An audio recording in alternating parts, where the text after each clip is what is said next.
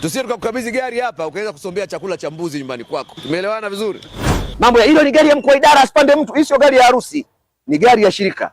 Pia wale ambao mnakwenda kukabidhiwa hivi vyombo, tuvitumie kwa lengo tulilopewa. Narudia tena, hivi vyombo tulivyopewa na serikali yetu vitumike kwa lengo tulilopewa. Tusije tukakukabidhi gari hapa ukaweza kusombea chakula cha mbuzi nyumbani kwako. Tumeelewana vizuri? Tunakupa gari hapa, kila tukiambia gari sasa haipo. Kwa wananchi haipo, ofisini haipo, wewe peke yako ndio unajua ilipo. Hatutaki mambo ya namna hiyo. Tunatamani gari iliyoletwa kwa ajili ya maslahi ya umma itumike kwa kazi za umma. Kama ni kwa ajili ya vifaa, tuone inapeleka vifaa site.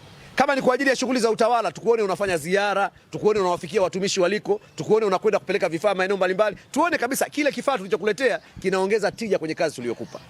Lakini pia hizi gari ni gari za shirika, sio gari za watu. Ni gari za shirika, sio gari za watu. Isifikie wakati hiyo gari iwe ni ya mtu mmoja tu, yani asipokuwepo yeye gari haitoki. Hizi gari ni za shirika la umeme Tanzania. Mtumishi yoyote anapohitajika kuitumia aitumie kwa maslahi ya nini? Ya wananchi. Naomba hapo meneja nieleweke sana. Maana kuna watu tunao serikalini akipewa gari, yani utazani ni kifungo cha shati, lazima kikae kwenye shati lake yeye. Hapana. Hizi gari hizi ni nyara za serikali. Kwa hiyo ikitokea kuna afisa hapa anahitajika sehemu, gari ambayo ilitakiwa kumpeleka haipo, ipo hiyo, atapanda hiyo. Hata ya meneja hii mtapanda tu. Kwa sababu mimi nakumbuka meneja, kuna wakati ninakuwa na ziara, gari ni ya mkuu wa mkoa na ina taratibu zake. Lakini gari hili ni ya umma. Sasa huwezi kumwambia afisa paende sehemu, inashindikana. Unamchukua unampakia kwenye gari yako, mnakwenda pamoja, mnafanya ile kazi, mnarudi. Kwani akipanda mtu asiyekuwa meneja kwenye hiyo gari inapata panchi? Sasa kwa nadhani HR yuko hapa. HR yuko wapi? Watumishi wote hawa hizi gari ni za kwao. TO yuko wapi? Watumishi wote hawa hizi gari ni za kwao.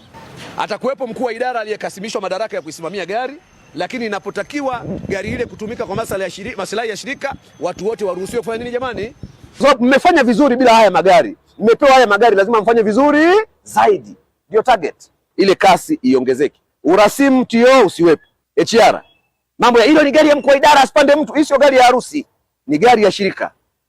Maana kwenye gari ya harusi huwezi kubeba chakula, huwezi kubeba nini. Sasa hiyo ni ya bwana na bibi harusi. Lakini hii ni gari ya shirika. Ningetamani kuona watumishi wote wanaona faida ya hizi gari kuletwa ndani ya mkoa wao. Zisiwe gari za watu, ziwe gari za shirika. Huo ndio ujumbe wangu wa leo.